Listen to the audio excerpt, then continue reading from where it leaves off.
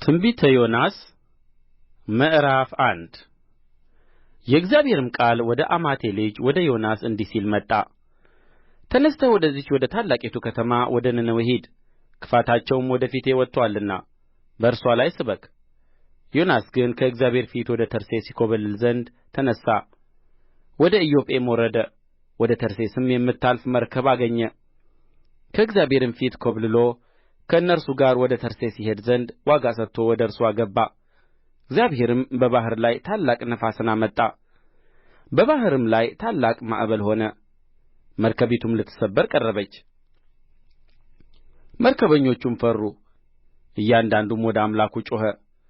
መርከቢቱም እንድትቀልልላቸው በውስጥዋ የነበረውን ዕቃ ወደ ባሕር ጣሉት። ዮናስ ግን ወደ መርከቡ ውስጠኛው ክፍል ወርዶ ነበር፣ በከባድ እንቅልፍም ተኝቶ ነበር። የመርከቡም አለቃ ወደ እርሱ ቀርቦ ምነው ተኝተሃል? እንዳንጠፋ እግዚአብሔር ያስበን እንደ ሆነ ተነሥተህ አምላክህን ጥራ አለው። እርስ በርሳቸውም ይህ ክፉ ነገር በማን ምክንያት እንዳገኘን እናውቅ ዘንድ ኑ ዕጣ እንጣጣል ተባባሉ። ዕጣም ተጣጣሉ። ዕጣውም በዮናስ ላይ ወደቀ። የዚያን ጊዜም ይህ ክፉ ነገር በማን ምክንያት እንዳገኘን እባክህ ንገረን። ሥራህ ምንድር ነው? ከወዴትስ መጣህ? አገርህስ ወዴት ነው? ወይስ ከማን ወገን ነህ? አሉት። እርሱም እኔ ዕብራዊ ነኝ፣ ባሕሩንና የብሱን የፈጠረውን የሰማይን አምላክ እግዚአብሔርን አመልካለሁ አላቸው። እነዚያም ሰዎች ከእግዚአብሔር ፊት እንደ ኰበለለ እርሱ ስለ ነገራቸው አውቀዋልና እጅግ ፈርተው ይህ ያደረግኸው ምንድር ነው? አሉት። ባሕሩንም ሞገዱ አጥብቆ ያናውጠው ነበርና ባሕሩ ከእኛ ዘንድ ጸጥ እንዲል ምን እናድርግብህ? አሉት። እርሱም ይህ ታላቅ ማዕበል በእኔ ምክንያት እንዳገኛችሁ አውቃለሁና አንሥታችሁ ወደ ባሕር ጣሉኝ፣ ባሕሩም ጸጥ ይልላችኋል አላቸው። ሰዎቹ ግን ወደ ምድሩ ሊመለሱ አጥብቀው ቀዘፉ። ዳሩ ግን ባሕሩ እጅግ አብዝቶ ይናወጥባቸው ነበርና አልቻሉም። ስለዚህ ወደ እግዚአብሔር ጮኸው አቤቱ እንደ ወደድህ አድርገሃልና እንለምንሃለን። አቤቱ ስለዚህ ሰው ነፍስ እንዳንጠፋ ንጹሕም ደም በእኛ ላይ እንዳታደርግ እንለምንሃለን አሉ። ዮናስንም ወስደው ወደ ባሕሩ ጣሉት። ባሕሩም ከመናወጡ ጸጥ አለ። ሰዎቹም እግዚአብሔርን እጅግ ፈሩ፣ ለእግዚአብሔርም መሥዋዕትን አቀረቡ፣ ስእለትንም ተሳሉ። ትንቢተ ዮናስ ምዕራፍ 2 እግዚአብሔርም ዮናስን የሚውጥ ታላቅ ዓሣ አሰናዳ። ዮናስም 3 ቀንና 3 ሌሊት በዓሣው ሆድ ውስጥ ነበረ።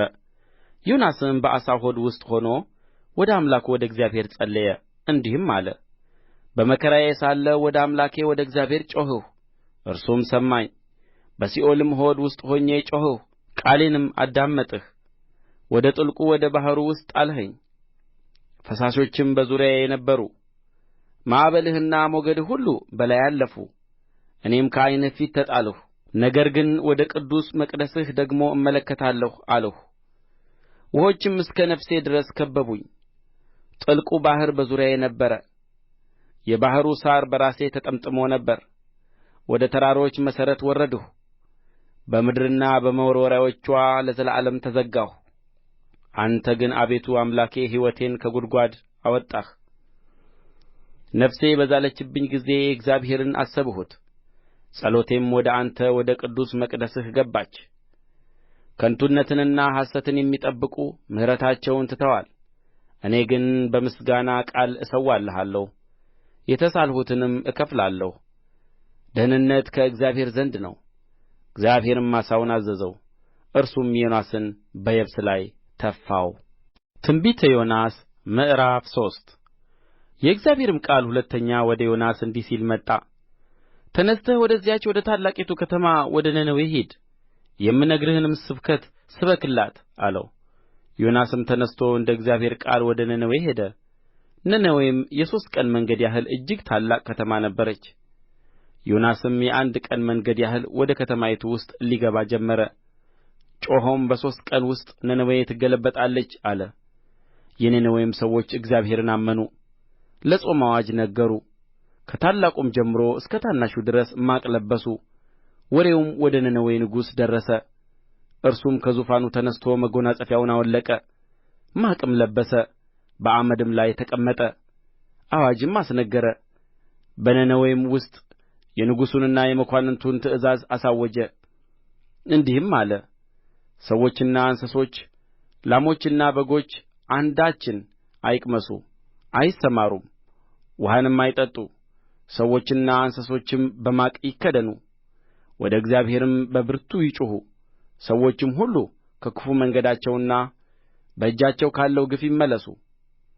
እኛ እንዳንጠፋ እግዚአብሔር ተመልሶ ይጸጸት እንደ ሆነ ከጽኑ ቍጣውም ይመለስ እንደ ሆነ ማን ያውቃል? እግዚአብሔርም ከክፉ መንገዳቸው እንደ ተመለሱ ሥራቸውን አየ። እግዚአብሔርም ያደርግባቸው ዘንድ በተናገረው ክፉ ነገር ተጸጽቶ አላደረገውም። ትንቢተ ዮናስ ምዕራፍ 4 ይህም ዮናስን ከቶ ደስ አላሰኘውም። እርሱም ተቈጣ። ወደ እግዚአብሔርም ጸለየና አቤቱ እለምንሃለሁ፣ በአገሬ ሳለሁ የተናገርሁት ይህ አልነበረምን? አንተ ቸርና ይቅር ባይ ታጋሽም ምሕረትህም የበዛ ከክፉ ነገርም የተነሣ የምትጸጸት አምላክ እንደ ሆንህ አውቄ ነበርና ስለዚህ ወደ ተርሴስ ለመኰብለል ፈጥኜ ነበር። አሁንም አቤቱ ከሕይወት ሞት ይሻለኛልና እባክህ ነፍሴን ከእኔ ውሰድ አለው። እግዚአብሔርም በውኑ ትቈጣ ዘንድ ይገባሃልን? አለ። ዮናስም ከከተማይቱ ወጣ፣ ከከተማይቱም በስተ ምሥራቅ በኩል ተቀመጠ። ከተማይቱንም የሚያገኛትን እስኪያይ ድረስ በዚያ ለራሱ ዳስ ሠርቶ ከጥላው በታች ተቀመጠ። እግዚአብሔር አምላክም ቅል አዘጋጀ። ከጭንቀቱም ታድነው ዘንድ በራሱ ላይ ጥላ እንድትሆን በዮናስ ላይ ከፍ ከፍ አደረጋት። ዮናስም ስለ ቅሊቱ እጅግ ደስ አለው። በነጋውም ግን ወገግ ባለ ጊዜ እግዚአብሔር ትልን አዘጋጀ። እርስዋም ቅሊቱን እስክትደርቅ ድረስ መታቻት። ፀሐይም በወጣች ጊዜ እግዚአብሔር ትኩስ የምሥራቅ ነፋስ አዘጋጀ።